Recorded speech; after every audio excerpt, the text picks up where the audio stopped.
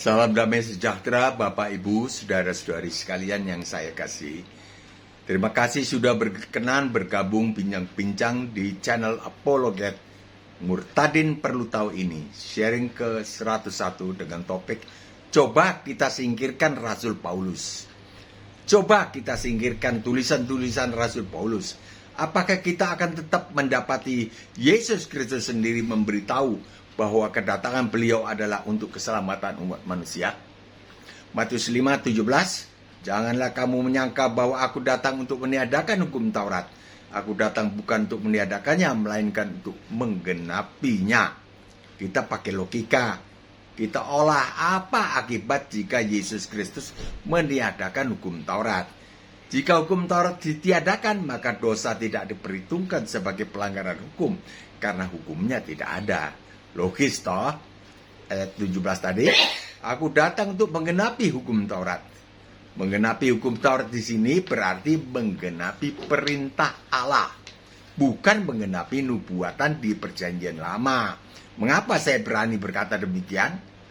Sebab di ayat selanjutnya Yesus Kristus bersabda soal perintah. Matius 5:19. Karena itu siapa yang meniadakan salah satu perintah hukum Taurat sekalipun yang paling kecil dan mengajarkannya demikian kepada orang lain, ia akan menduduki tempat yang paling rendah di dalam kerajaan sorga. Tetapi siapa yang melakukan perintah dan mengajarkan segala perintah-perintah hukum Taurat, ia akan menduduki tempat yang paling tinggi di dalam kerajaan sorga. Jelas sekali umat manusia lah yang harus menggenapi hukum Taurat dengan melakukan perintah-perintah hukum Taurat. Namun ternyata manusia gagal melakukan perintah-perintah hukum Taurat. Oleh karenanya umat manusia harus bertanggung jawab atas kegagalan itu dengan cara harus menggenapi hukum Taurat dengan menjalani hukumannya. Matius 5:17 tadi, aku datang untuk menggenapi hukum Taurat. Yesus Kristus tidak pernah gagal melakukan perintah-perintah hukum Taurat. Yohanes 8:46, siapakah di antaramu yang membuktikan bahwa aku berbuat dosa? Siapakah di antaramu yang dapat membuktikan bahwa aku pernah gagal melakukan perintah hukum Taurat? Jadi Yesus Kristus tidak akan pernah menjalani hukuman akibat kegagalan melakukan perintah hukum Taurat, karena beliau tidak pernah gagal menaatinya. Tetapi di ayat 17 tadi, beliau bersabda, aku datang untuk menggenapi hukum Taurat.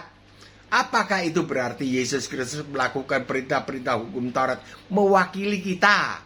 Lalu kita rame-rame tetap melakukan dosa karena pelaksanaannya sudah diwakili oleh Yesus Kristus? Tidak. Pelaksanaan perintah-perintah hukum Taurat adalah tanggung jawab umat manusia. Jikalau gagal, maka umat manusia jugalah harus menjalani hukumannya. Tetapi karena begitu besar kasih Allah akan umat manusia, sehingga ia telah mengutus Yesus Kristus datang ke dunia untuk menggenapi hukum Taurat bagi manusia. Yesus Kristus datang ke dunia untuk menggenapi tuntutannya, hukuman yang dituntut oleh hukum Taurat bagi umat manusia. Yesus Kristus datang ke dunia untuk menggantikan umat manusia menjalani hukumannya, supaya para siapa yang mau digantikan oleh beliau tidak usah menjalani hukumannya, melainkan dia memiliki hidup yang kekal. Yohanes 3:16. Jangan dengarkan para penyesat untuk pindah agama. Agama apapun beserta ritualnya tidak bisa menyelamatkan kita. Tetapi arahkanlah mata pikiran Anda kepada fakta yang pernah terjadi, yaitu Yesus Kristus wafat di atas kayu salib. Wafat di atas kayu salib. Ini patungnya saja. Patung yang biasa digunakan oleh orang Katolik. Mbah sendiri bukan orang Katolik ya. Tapi nggak apa-apa lah, sama aja Katolik dan tidak Katolik. Soal patung ini, karena Mbah tidak menyembah patung. Arahkanlah mata pikiran Anda kepada fakta yang pernah terjadi, yaitu Yesus Kristus wafat di kayu salib di Israel menggantikan Anda. Maka Anda tidak usah menjalaninya lagi. Jika Anda mau digantikan hukuman Anda menjadi selamat. Beliau tidak berdosa, telah menggantikan Anda yang berdosa menjalani hukuman Anda. Kalender di rumah Anda sekarang menunjukkan tahun 2025. Peristiwa ini terjadi benar-benar pada tahun 33 Masehi di Israel. Terjadi 1992 tahun yang lampau. 2025 kurang 33. 1992 tahun yang lampau, hampir 2000. Namun kuasanya berlaku sampai kepada hidup yang kekal. Kuasa apa? Kuasa penggantian tadi. Ucapkan sendiri saja di kamar Anda. Dari dalam hati keluar ke mulut Anda. Tuhan Yesus, saya orang berdosa. Saya sadar harus dihukum di neraka. Saya butuh juru selamat. Saya mau Dikau yang gantikan hukumanku di kayu salib. Jangan bilang sama patungnya, sama Tuhan Yesus langsung di sorga. Beliau ada di sorga. Bawalah saya masuk ke dalam sorga kekal abadi. Hidup bersama Dikau selama-lamanya di sana seperti Adam dan Hawa di Taman Eden dulu. Makan buah pohon kehidupan.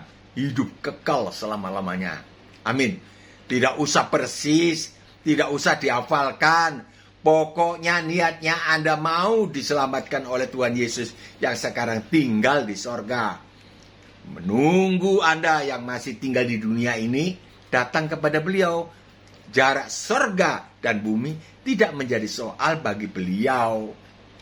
Banyaknya orang murtadin yang sudah bergabung dengan kumpulan orang selamat. Walaupun masih tinggal di dunia ini. Sudah bergabung tapi masih tinggal di sini di dunia. Kelak kita semua berkumpul di sorga permai kekal abadi.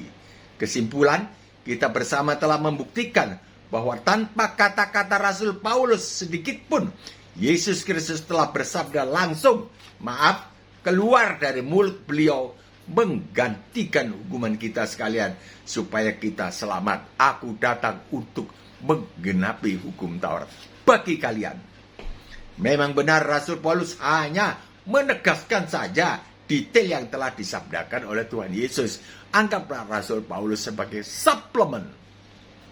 Sampai di sini dulu, saya Mbah Bagio Bahagia mohon pamit undur diri.